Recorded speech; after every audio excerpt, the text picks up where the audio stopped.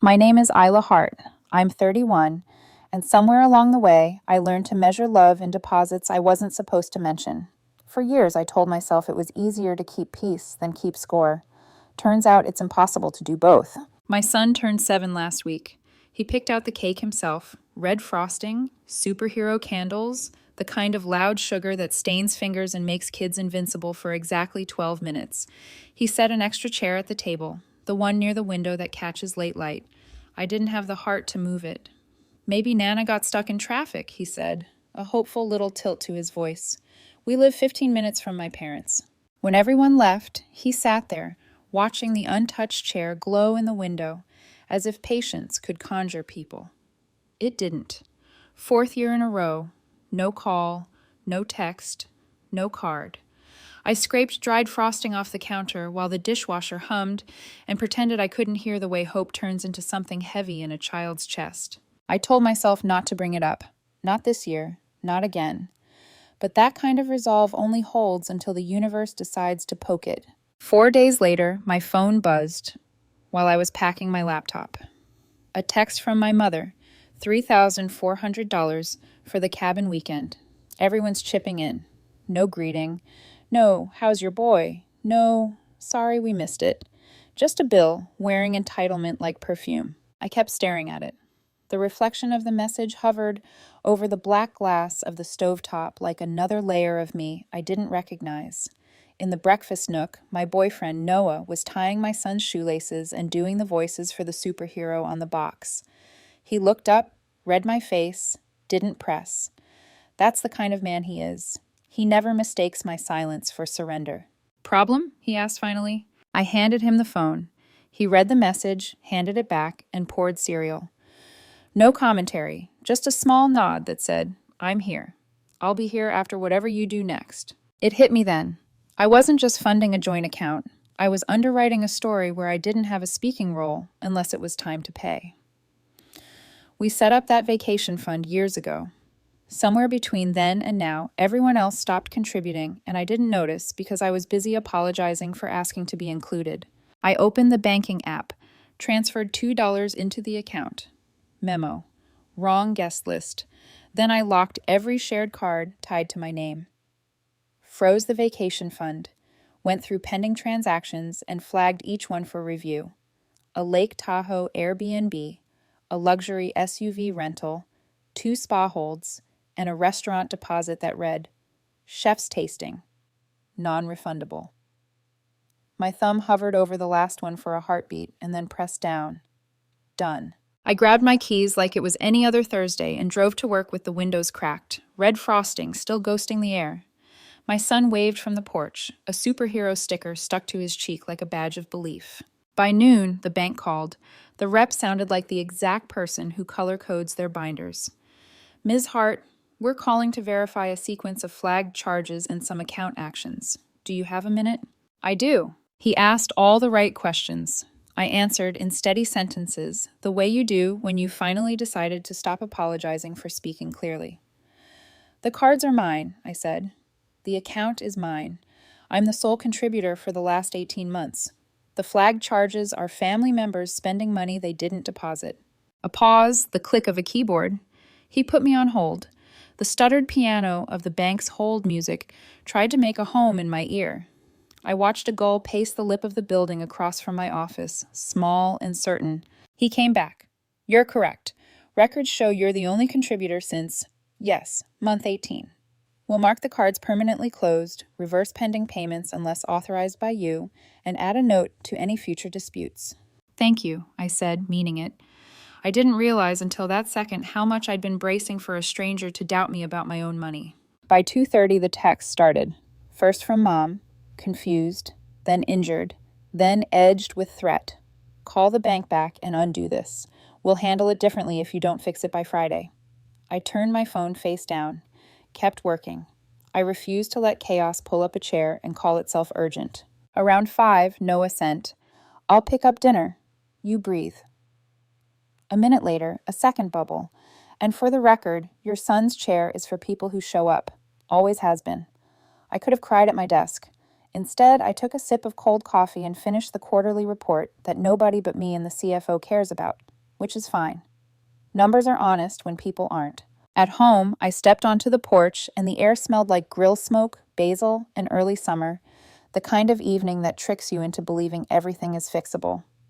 My son sprinted across the yard in plastic armor, shooting foam darts at a villain only he could see. He waved the blaster and yelled, "Mom, we're winning!" I saluted him back. "We always were," I said softly. We ate on the steps, Noah, my son, and me. Noah didn't ask about my parents. He asked my son about the science project with the baking soda volcano. He asked me if I'd finally convinced procurement to stop buying off-brand printer paper that turns every tray into a snow globe. Mundane questions feel like mercy after a day built on detonations. I thought that would be it. A clear message sent, a boundary drawn in permanent ink. But control doesn't surrender without a performance, and my parents love an audience. They weren't going to let a closed card be the final line. Not when I'd ruined the cabin weekend and the story they'd been telling about who pays and who obeys. I carried plates inside and stacked them by the sink, lights off, porch glow spilling over my hands. My phone buzzed again. A new message, a group thread I never asked for. "We need to talk. You've made a mistake. Always we, never you," as if the two of them were a single unit, blessed by God and joint checking. I didn't answer. Instead, I stood by the kitchen window and watched my son chase victory around the yard. The plastic armor bumped against his knees, his laughter flying off into the last light. I thought about the way he'd looked at that empty chair, about the way I'd looked at my banking app, like a mirror, and finally recognized myself. That night, after he fell asleep with a superhero cape twisted at his ankles, I laid out school clothes, packed a snack, and set a note in his lunchbox. "You are loved, not because it's convenient, because it's true." In the living room, Noah scrolled for a second, then set his phone down like he was putting a baby to bed. "Sienna texted," he said, almost apologetic. "She heard you're cutting your family off." "Let her hear," I said. He nodded. "I told her we don't do gossip as gospel." I smiled into the dark. That's my favorite religion. We locked up. The house exhaled. For the first time in years, I slept without my phone on the nightstand. When morning came, it was simple. Toast, laces, keys, a traffic light that stayed green long enough to feel like a gift. Midday brought the second bank call. Routine confirmations, nothing more. By late afternoon, the text storm had burned itself out. In its place, an eerie quiet settled in my chest. I knew it for what it was, the eye. The other wall of the storm would arrive. People who believe they owned you don't leave gracefully when you hand them back their bill. Still, the evening gave me one clean hour, the kind where you believe tomorrow might not demand blood. I watered the basil, reset the dining chairs, and tucked the superhero candles into a drawer. My son practiced spelling on the floor. Noah read aloud from a recipe like it was poetry. Then the doorbell rang. I didn't move. Neither did Noah. We didn't need to look to know who it was.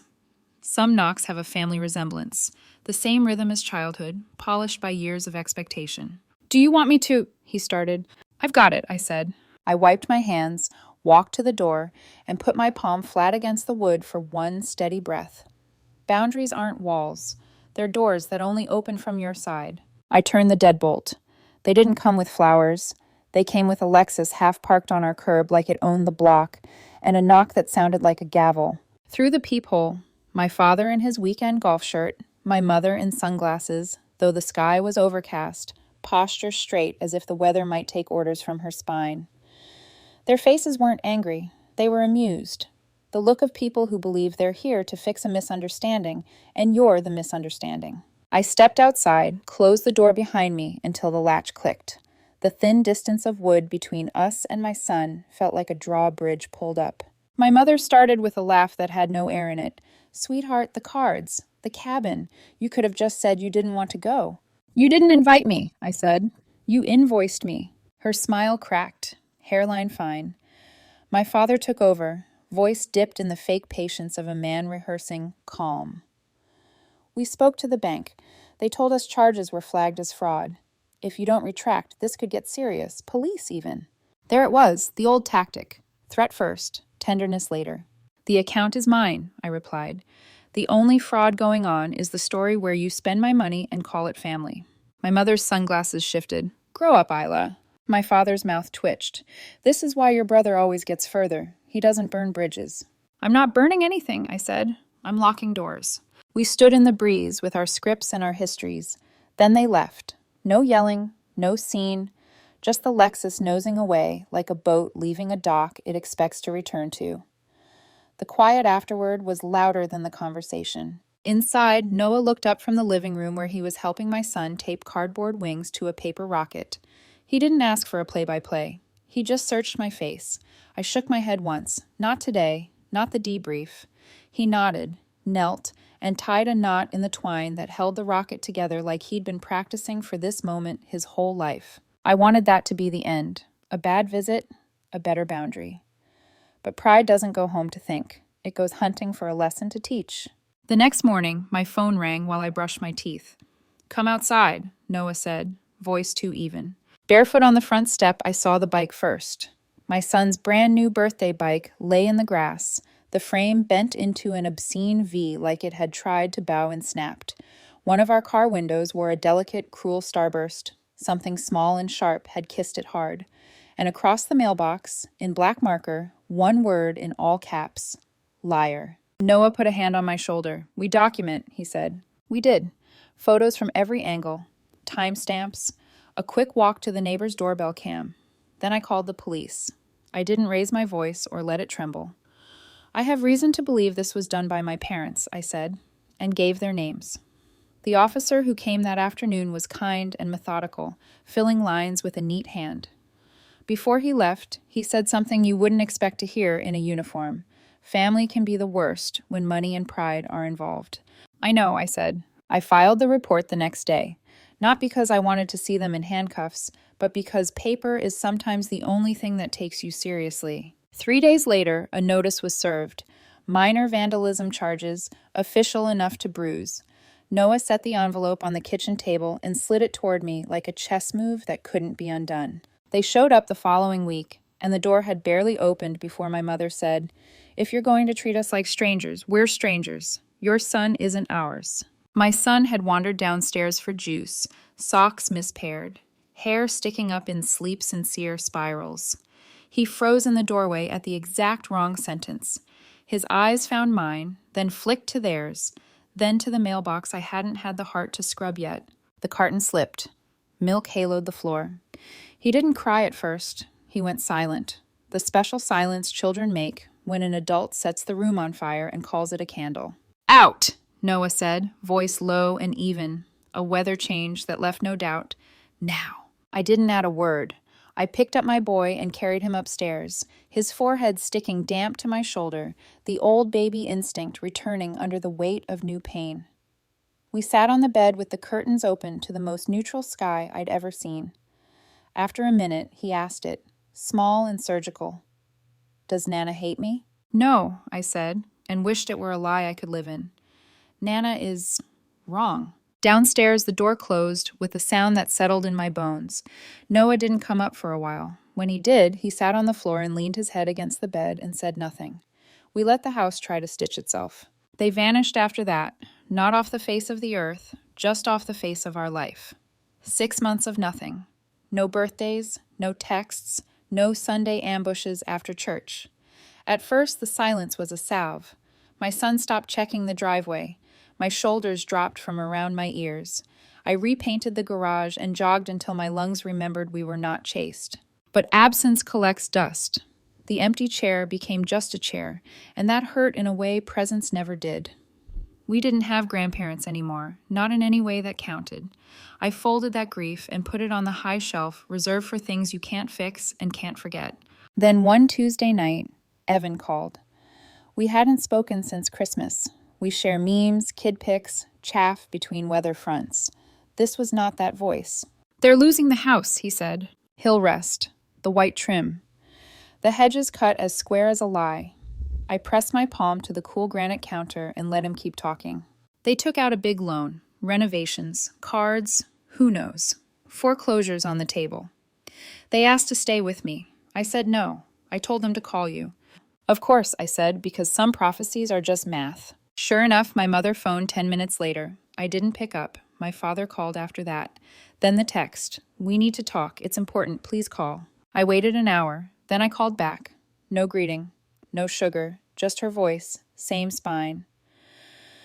We've hit a rough patch financially.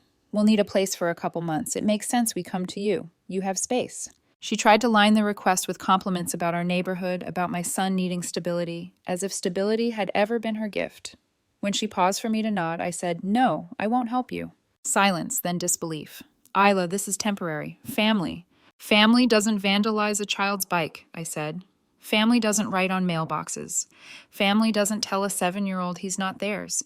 You chose all of that. I remember everything. She hung up. An hour later, a group text arrived.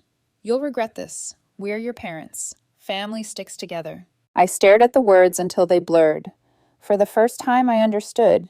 They weren't angry because they were wounded. They were angry because the lever they'd always pulled wasn't connected to anything anymore. Evan texted the next day.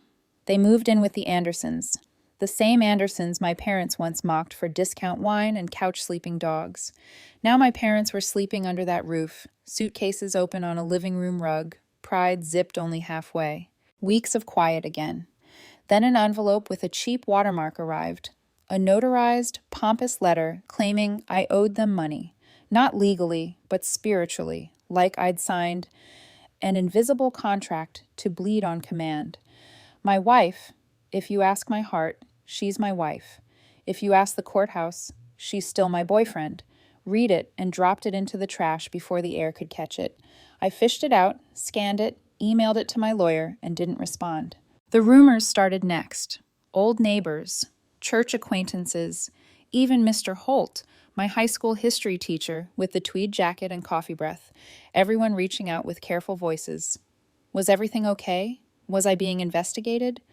My parents were planting stories that I hacked shared accounts, manipulated finances, committed digital fraud. Plant enough lies and you hope a few root. But the bank didn't water them. Paper didn't bend.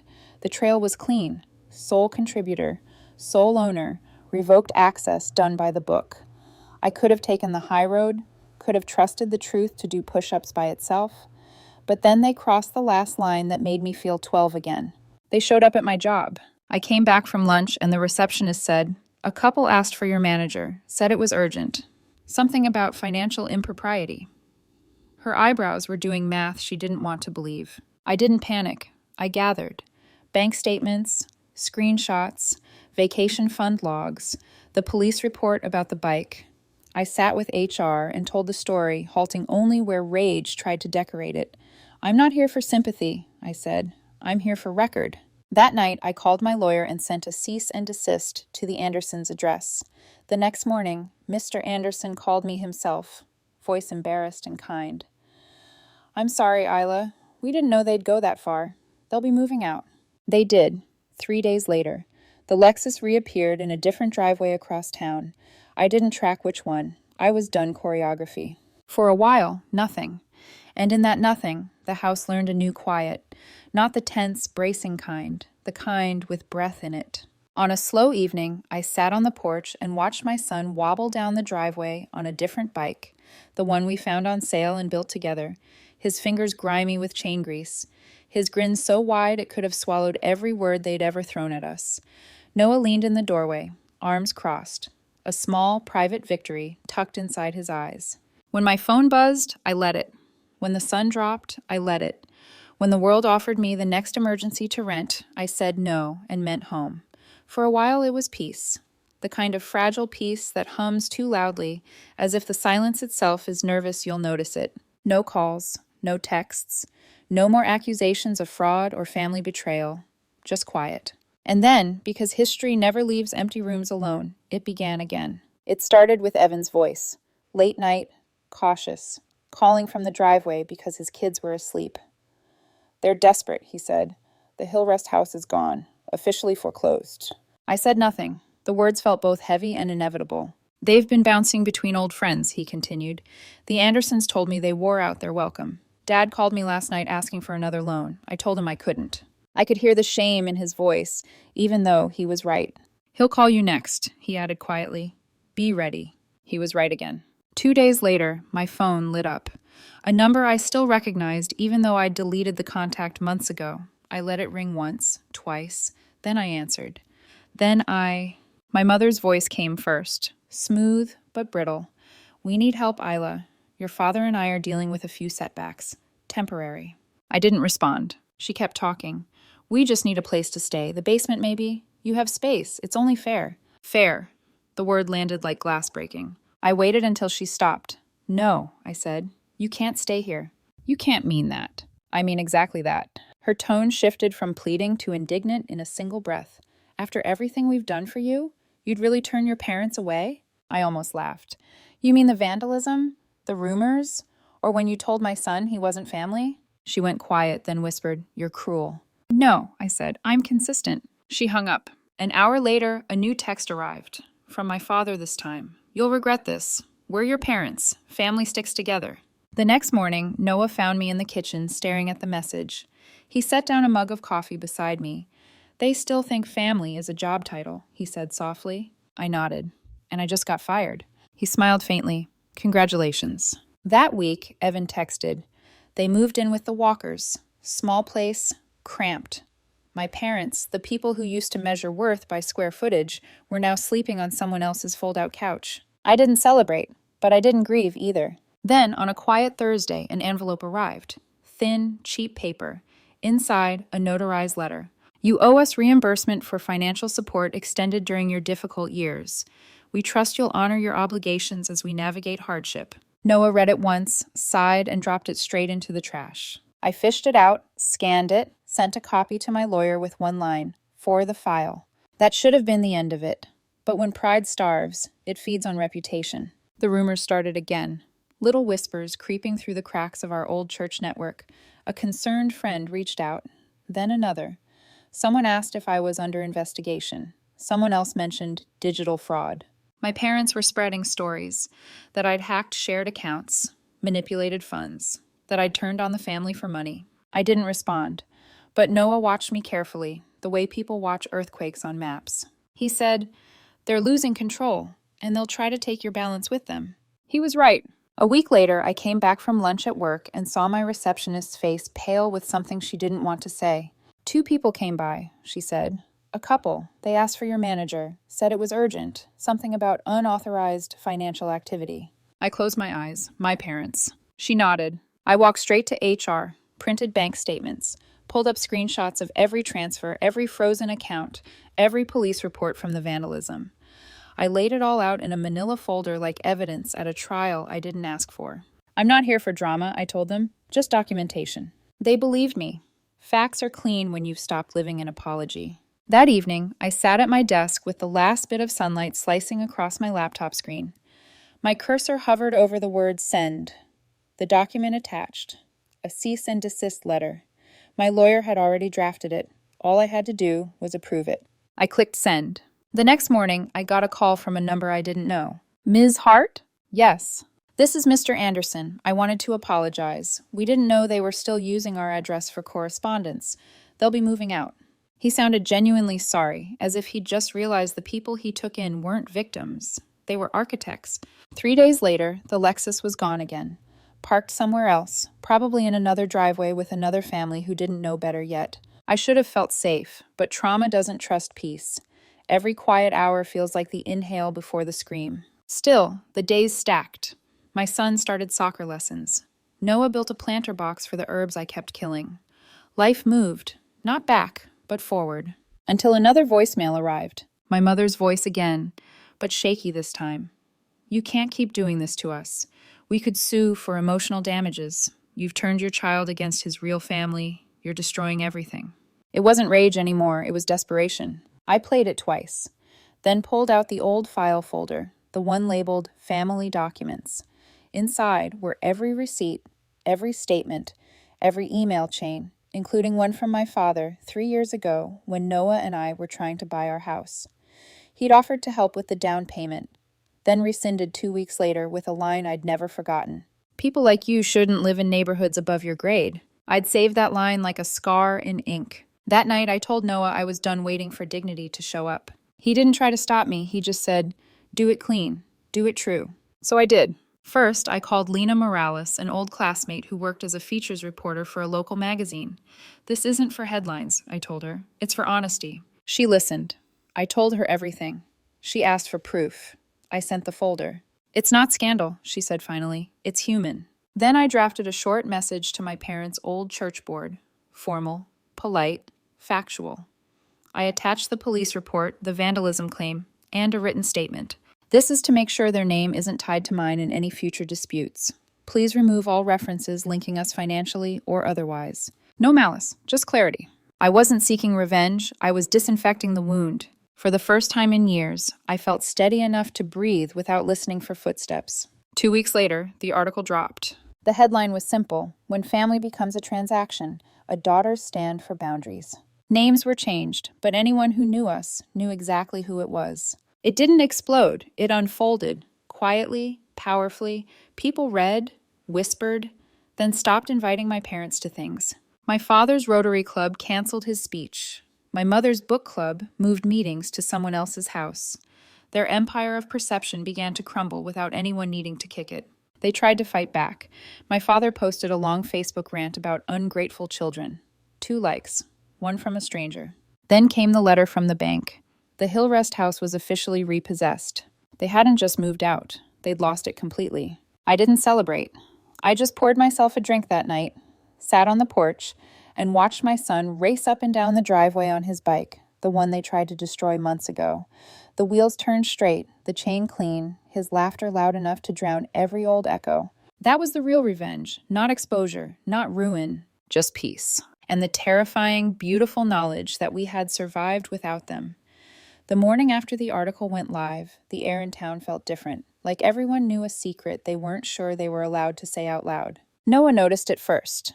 "People look at you differently," he said as we walked through the farmer's market. "They look at me like I finally said the thing they were all thinking," I replied. Because I had. For years, my parents wore masks so polished, even I forgot they were costumes. The generous couple, the proud grandparents, the family that gives back. All hollow roles, propped up by my silence and bank transfers. The article didn't destroy them, it just turned on the lights. By that afternoon, the whispers had started. My mom's friends from church texting each other. "Did you see it? Could it be her?" My dad's colleagues going radio silent. The illusion was collapsing, slow but steady, like a house built on sugar. Then came the last desperate move. A letter from a local attorney with a logo so pixelated it looked copied from clip art. Notice of intent to pursue civil action. My parents were threatening to sue me for familial obligation negligence. It was as absurd as it sounded. I didn't flinch. I forwarded it to my lawyer. He read it, smirked, and said, "It won't hold. They're out of rope." Still, I told Evan, just to keep him in the loop. His reply came fast. "They asked me to testify against you." I froze. "What did you tell them?" He didn't hesitate. "That they've lost their minds, and that if they keep coming after you, they'll lose me too." For a moment, I couldn't breathe. Then I exhaled the kind of air that's been waiting years to escape. The lawsuit evaporated before it began. Their lawyer dropped the case quietly. There was no courtroom, no verdict, just silence. But the silence this time was different. Not waiting. For once, it was done. Weeks turned into months. My parents disappeared from the social circles they once dominated. My mom stopped posting photos of family brunches that were never real. My dad's golf buddies stopped calling. They were still in town somewhere, but like ghosts that had been evicted from their own legend. One afternoon, Noah brought home the latest issue of the magazine that ran the story. A small blurb on page 17. Reader's response: "When family becomes a transaction, received the highest engagement of the season. Many shared stories of setting boundaries and reclaiming peace." I ran my fingers over the printed words. I didn't feel victorious. I felt clean. That night, Evan and his wife came over for dinner. We grilled on the back patio while the kids ran circles around the lawn. My son, helmet secure, laughter loud, sped past on his bike, tires humming over pavement like a small, steady heartbeat. "This is what it should have been," Evan said quietly, handing me a drink. "Normal? Honest." We clinked glasses. After they left, I sat on the porch with Noah, the air soft and full of grill smoke and cicadas. He rested his hand on mine. "Do you think they'll ever apologize?" I thought about it, about all the years I spent hoping they'd see me, hoping they'd love me without conditions or costs. "No," I said finally, but I don't need them to. He nodded. Because you already did the hard part. What's that? You stopped pretending. We didn't speak after that. We didn't have to. The night was enough. Then, a few weeks later, Evan called again. His tone was hesitant, but not afraid. They lost the Hillrest house, completely. The bank repossessed it. It's gone. I stood by the kitchen sink, staring at the faucet. Do they have somewhere to go? They're couch hopping. A few nights here, a few nights there. They'll land somewhere, I'm sure. But they look smaller, Isla, not physically, spiritually. I didn't say anything for a long time. Then I whispered, maybe that's what truth does. That night, I didn't pour a drink. I made tea instead. Chamomile. Quiet and warm. I sat by the window, watching my son line up his superhero figurines on the table. Noah joined me, leaned his head on my shoulder, and whispered, we made it out. We did. But even then, deep down, I knew the story wasn't over. Because people like my parents don't just vanish, they reinvent. And I had a feeling the next chapter was already on its way. A year passed. Quietly, steadily, like the tide learning new shorelines. Life became ordinary again, and I clung to that ordinariness like treasure. Mornings meant burnt toast and backpacks half-zipped. Evenings meant soccer cleats by the door and the faint smell of Noah's cologne mixing with detergent. Ordinary. Beautiful. My parents hadn't called. Not once. Evan said they were still around somewhere. Rumors floated, renting small places, keeping to themselves. Their silence was no longer a weapon. It was surrender. Then one Sunday, at the farmer's market, I saw them. They looked smaller, older, but not frail, just hollow, like people who'd been living on borrowed air. My father examined a crate of tomatoes with military seriousness. My mother adjusted her scarf without looking up. For a second, she met my eyes, just a flicker. Then she looked away. They didn't approach. Neither did I. We went home. My son talked the whole way about a frog he'd seen by the flower stand, his voice filling every space their absence left. That night, I tucked him in. He asked, will Nana and Grandpa ever come back?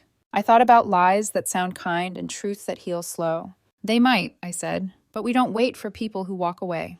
He nodded, satisfied with the simplicity of that answer. I wasn't, but it would do. Weeks later, a letter arrived. No return address, just a family crest embossed in silver foil, a symbol I hadn't seen since I was a child. Inside was a glossy invitation. The Hart Family Foundation Gala, in honor of legacy and generational unity, hosted in Philadelphia, 3 weeks from today. I read it twice, then a third time. The irony was so thick it almost made me laugh. My parents, who'd torn our family apart, now hosting an event about unity. Noah found me standing by the window, the letter trembling in my hand. What's that? An invitation to a performance, I said. He read it, then raised an eyebrow. They're starting a foundation? Or resurrecting an old one? My grandparents used to run something similar. Scholarships, small community grants. It fell apart decades ago. He leaned against the counter. So, what do you want to do? Nothing. But that night, long after he'd gone to bed, I found myself online, searching public records. The foundation existed, barely. A thin paper trail of donations, a handful of sponsors, a shiny website with stock photos and vague mission statements. Part of me felt anger. Another part felt curiosity. Maybe it wasn't about them. Maybe it was about closure. The next morning, I called Evan. Did you get one? He hesitated. Yeah, they sent it to everyone. Even the Andersons, apparently. Are you going? He exhaled. Not unless they serve humility as an appetizer. I smiled despite myself. I might go.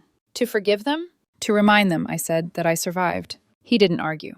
3 weeks later, I RSVP'd anonymously. The night of the gala, I stood in front of the mirror while Noah adjusted his tie.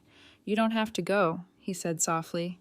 I do, I replied. Not for them, for me. We dropped my son off with Evan's family, then drove into Philadelphia. The venue was absurdly grand.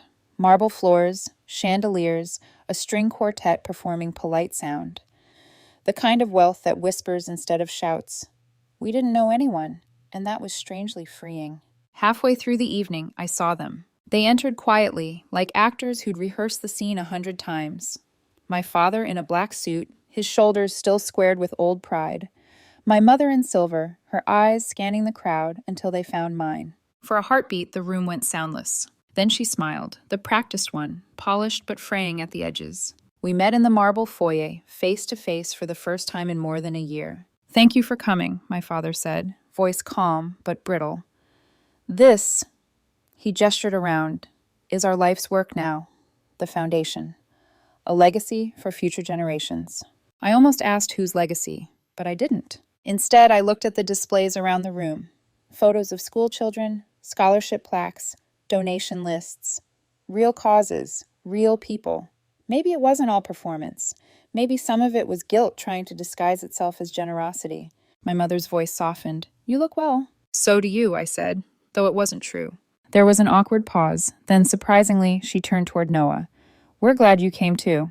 He nodded politely, his hand tightening around mine. The next words came from behind me, a small voice I hadn't expected. My son. He'd begged to come at the last minute, and I'd relented. Now he stood beside me, tie crooked, eyes wide. Are you the ones who started this charity? He asked.